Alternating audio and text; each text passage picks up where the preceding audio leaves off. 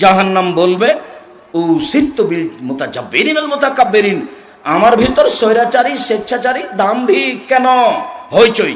আল্লাহ, আমার ভিতরে স্বৈরাচারী স্বেচ্ছাচারী দাম্ভিক অহংকারী কেন?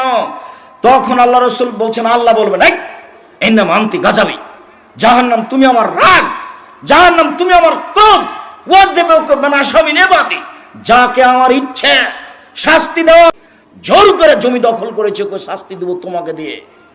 তুমি হচ্ছে আমার রাগ, তুমি হচ্ছে আমার ক্রোধ। জাহান্নাম কথা বলতে পারে। যখন জাহান্নামে মানুষকে দেওয়া হবে তখন জাহান্নাম বলবে, আর কি কিছু আছে, আর কি কেউ আছে, কিছু আছে?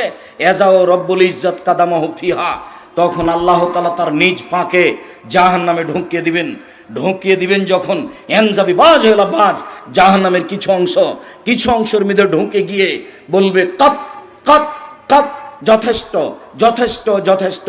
জাহান্নাম কথা বলতে পারে। সম্মানিত দিনী ভাই বোন, জাহান্নামের খড়ি হবে মানুষ ও পাথর।